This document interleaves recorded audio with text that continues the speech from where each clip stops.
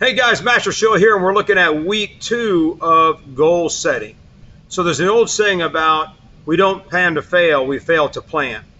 And there's another saying that those who fail to plan to fail. It's like, we have, in about a month from now, we have our New Year coming up.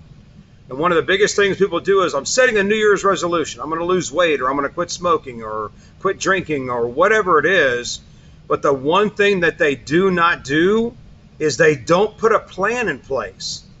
More gym memberships are bought during the first of the year than any other time of the year. And within 3 to 4 weeks, most people have stopped going, and they're still paying on the gym membership. There may be something you want to accomplish as a young person. Maybe you want to learn how to ride a bike. Maybe you want to learn how to ride a skateboard. Maybe you want to learn how to do something that's physically challenging, and you don't get success right off the bat. And I think one thing we do is that we just don't plan the right way in setting a plan in place. So the fastest way to undermine your desired goal is to accomplish it without a plan. A goal with no plans is just a dream. And a dream is awful hard to get your hands on. So last week we talked about putting your dreams on paper. Now we're going to start taking the dreams, and we're now going to start putting the action plan in place so we can start making those dreams come reality.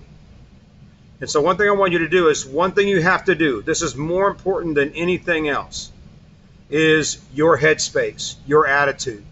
If you come in with an attitude of nothing is going to stop me, I'm going to do this and no one is going to stop me, that's the kind of attitude you have. If you come with the attitude that, I make it, I don't make it, it's okay either way, you're never going to get there, because something will fill that void. Something will interrupt your journey, and you don't want that to happen.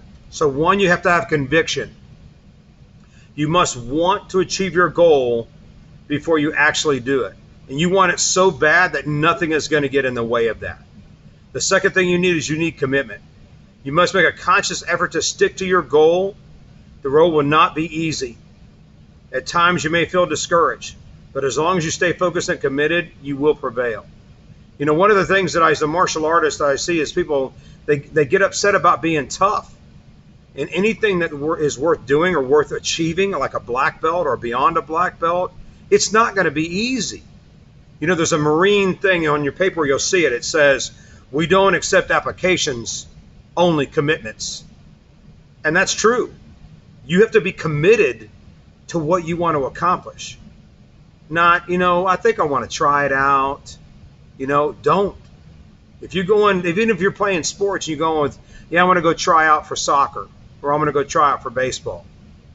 Then in your mind, you're not fully committed. You need to say to yourself, I'm going to make the baseball team. You're not trying out. We're not trying. We're doing. And that's a big mental mind shift you have to make. Next is a positive mental attitude, or what we call a PMA. What you focus on expands. So if you focus on great things happening to you, you will have great things happening to you. If you're always saying to yourself, man, what's going to go wrong next? Something will. If you're focusing on being sick, you will be sick. But if you focus on, whatever's going on right now is nothing more than a life lesson I need to learn to help me get closer to my goal. That's what's going to help you get there.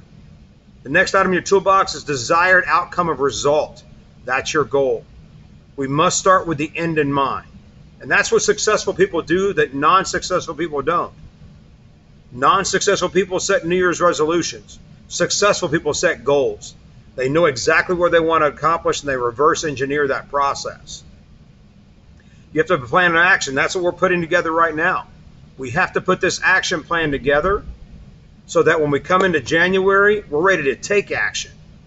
So this is what we're doing on what we're going to do each week, and we're going to show you how to do that process. So if you wish to promote to your next belt rank, if you wish to go from, say, JV to varsity, if you wish to go from B band to A band or marching band or concert band, you have to put these goals in place. You've got to put an action plan in place. And what I mean by that is you have to write down literally what you're going to do each day to get to that goal. So let's say you want to be a better soccer player. Well, you know what? You're going to need to get out and do the exercise. If you want to be a better martial artist, you've got to practice in the days you don't have class. If you want to be in marching band or concert band, where you're going to be the top band, you're going to have to put into practice time. You can't just pick up your instrument on the day you're in class and think you're going to get better. You won't. I played saxophone for years. And the biggest reason why I was never first chair is because the two guys to my right, and they were great sax players. They were really, Dwayne and Rodney were great sax players. Loved the guys to death. But they put in the work that I wasn't willing to put in. And I just didn't understand it when I was in high school. So if you want to accomplish those great things, you're going to have to put in the work. The next thing you need to do is you need to test. You need to test yourself. Go to your toughest critics. If it's band, go to your band director. If it's soccer, go to your soccer coach. If it's martial arts, go to your martial arts instructor. And go get a private with them. Ask them how you're doing. You need to understand and gauge where you're at so that you get a measured growth segment to where you're going. So these are the things I want you guys to do this week. So follow the plan of attack, follow your homework, and then also don't be afraid to make course corrections. So if an action plan you're taking is not giving you the best results, don't be afraid to make a course correction to get a better result. I'll see you guys next week. Master Shill out.